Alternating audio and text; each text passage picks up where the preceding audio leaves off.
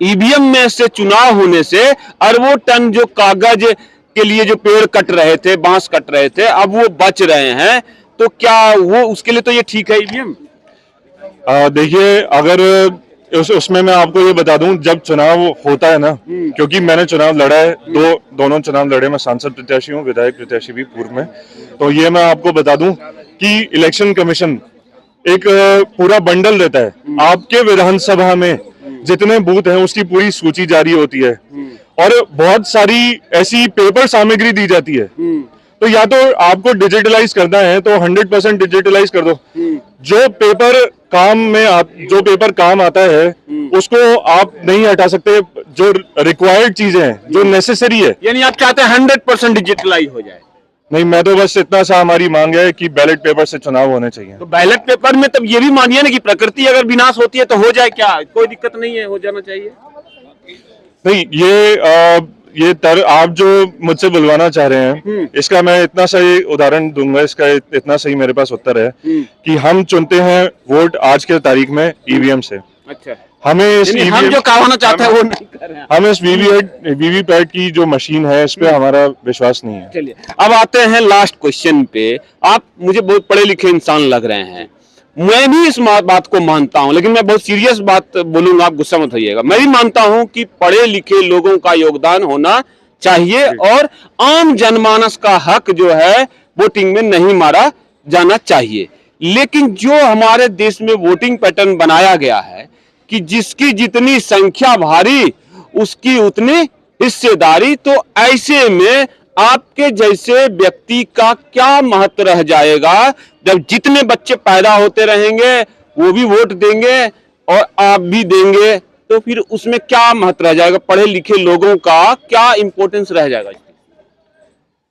देखिए, जिसके पास भी समय है, वो अगर उसको लगता है कि उसको कोई ऐसा ठोस, जैसे मुझे लगा कि मेरे को चुनाव लड़ना चाहिए, क्योंकि चुनाव लड़ करके ये जो मांग है, विभिन्न प्रकार की मांगे हैं, जैसे राइट टू रिकॉल पार्टी यानी वोट वापसी पासबुक का जो प्रस्तावित कानून है और अन्य जितने कानून हैं, तो वो हम चाहते हैं कि लागू हों भारत में, भारत के गैजेट में छपे।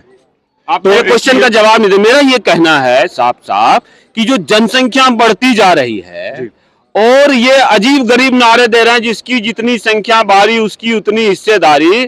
तो मान लीजिए आप एक भाई हैं अपने पिता के, और आपका जो चाचा है उसके 6 बच्चे हैं और आपको 6 बीघा है, उनको 1-1 बीघा पड़ रहा है। यार ये तो सरकार के हिसाब से गलत है ना कि हमको 1-1 क्यों है?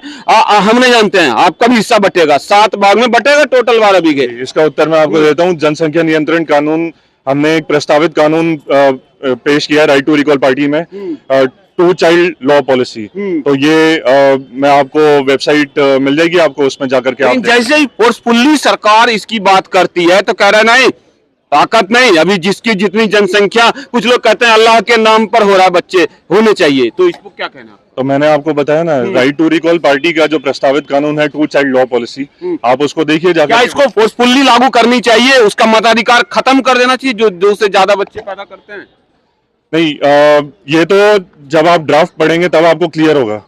मेरा एक सीधा सा सवाल है कि क्या 2 से ज्यादा बच्चे जो पैदा करे उसका मताधिकार खत्म कर देना चाहिए इस देश में? अगर ऐसा कानून आए तो कोई दिक्कत है आपको? अगर किसी को ऐसा लगता है तो वो रेफरेंडम करवा सकता है, या फिर प्रधानमंत्री और पढ़े लिखे व्यक्ति के तौर पर बताइए आप कि क्या ये कानून होना चाहिए कि नहीं होना चाहिए? कहां जाके रुकेगी ये जनसंख्या?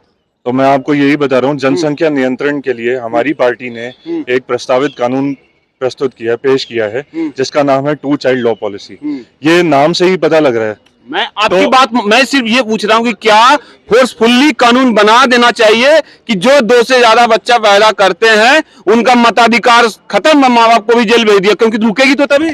कोई भी कानून फोर्सफुली नहीं होता है, सबकी फिर कैसे रोकेंगे? सदन में ये आज का मुद्दा देखिए है ही नहीं आज। अरे उसी पर आ जा रहा है। सुनिए, अब ईवीएम से वोटिंग, ये हम डाइवर्ट हो रहे हैं दोस्त। अगर ईवीएम पे आएंगे तो आज जो डेमो है, हमने जिसकी परमिशन दी है, ईवीएम वाले लोग ही कहते हैं कि जिसकी जितनी संख्या भारी उसकी उतनी हिस्सेदारी। तो ये गलत दिशा में जा रहा है कि नहीं देश? हाँ, बच्चे पैदा करते रहो, गरीबी भुखमरी लाते रहो। तो अगर अगर ऐसा लगता है ये कानून आना चाहिए या नहीं आना चाहिए, मैं तो दोनों की बात कर रहा हूँ। आपकी भी बात तो कर फिर रहा हूं। तो मैं मुझे दोनों ऐसा लग रहा है कि ऐसा कानून आना चाहिए। हर पढ़े लिखे लोगों का फर्ज है कि जो ही 2 से ज्यादा कोई बच्चा पैदा करता है उनका मताधिकार कैंसिल होनी चाहिए। ठीक है, अच्छी बात है अगर आपको ऐसा लगता है तो आपका आप क्या कहना है? प्रधानमंत्री के नाम पोस्ट कार्ड भेजिए। ये देखिए मैं आपको दिखा देता हूँ, 50 पैसे का पोस्ट कार्ड आता है। ईवीएम के भी मैंने तो आपकी बात रख दी कि भाई दिल्ली जी। जैसे शहर में कम से कम होना चाहिए। तो आप ये मानते हैं कि ये जो प्रोसेस है, ज्यादा जनसंख्या बढ़ाओ और ज्यादा हो गया तो हम ज्यादा ले लेंगे, फिर कौन पढ़ेगा कौन लिखेगा?